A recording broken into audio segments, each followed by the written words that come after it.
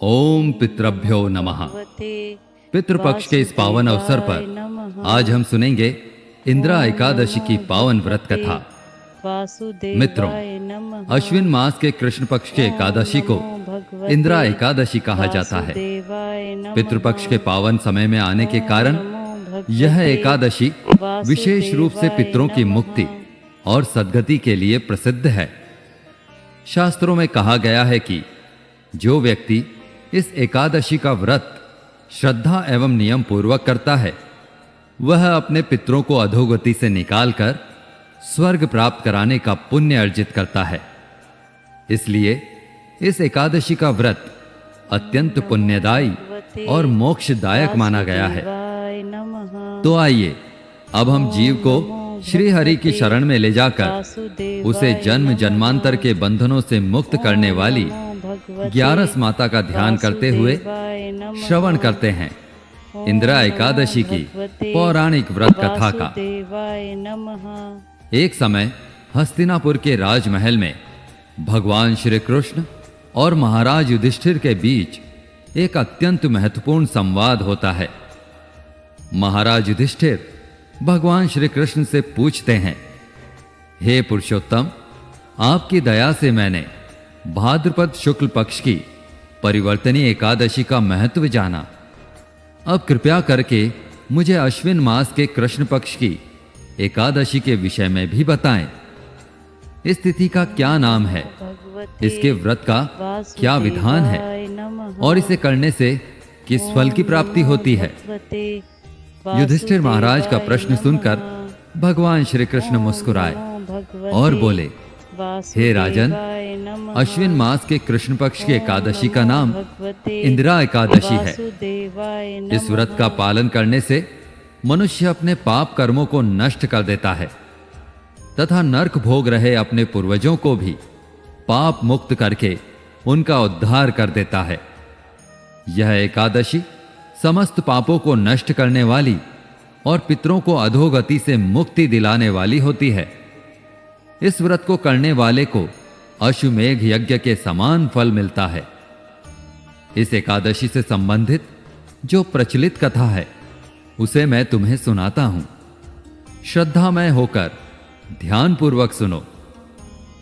सतयुग में महिष्मति नामक एक नगर था।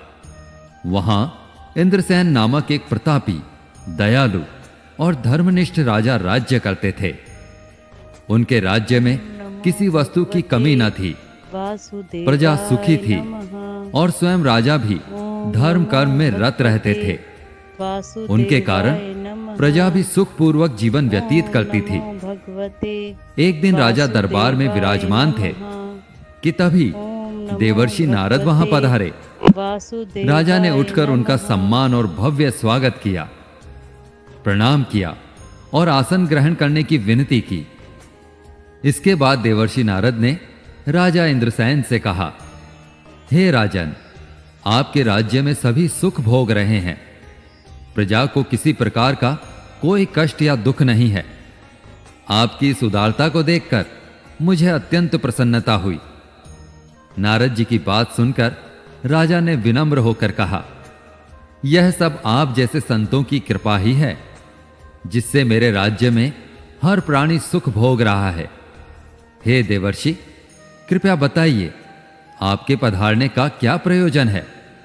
मैं आपकी क्या सेवा करूं? राजा की बात सुनकर नारद जी बोले, हे राजन, आपके पिताश्री को मृत्यु के पश्चात सद्गति प्राप्त नहीं हुई है। कुछ समय पूर्व मैं यमलोक गया था। वहां आपके पिताश्री को देखा। आपके पिताश्री भी आपकी तरह बड़े ज्ञानी और धर्मात्मा थे, किंतु एकादशी का व्रत न करने के कारण मृत्यु के बाद वे यमलोक में गए, जिस कारण वे अत्यंत दुखी हैं। उन्होंने आपके लिए एक संदेश भेजा है। राजा ने पूछा, वह संदेश क्या है देवर्षि? कृपा करके मुझे बताइए। नारद जी बोले, आपके पिताश्री ने कहा है, मेरा पुत्र इंद्रसेन, जो इस समय पृथ्वी पर महिष्मति नामक नगरी का राजा है, उसके पास जाना और कहना कि मेरे द्वारा एकादशी के व्रत का पालन न करने के कारण मुझे यह यमलोक मिला है। यदि मेरा पुत्र अश्विन मास के कृष्ण पक्ष में आने वाली एकादशी का व्रत पूरे विधि विधान और श्रद्धा से करेगा तो मुझे इस लोक से मुक्ति मिल जाएगी और मैं स्वर्ग लोक में वास करूंगा। यह सुनकर राजा ने देवर्षि से पूछा, हे देवर्षि, आप कृपा करके मुझे इस एकादशी के व्रत का विधान बताइए जिससे मेरे पिताजी को स्वर्ग लोक प्राप्त हो।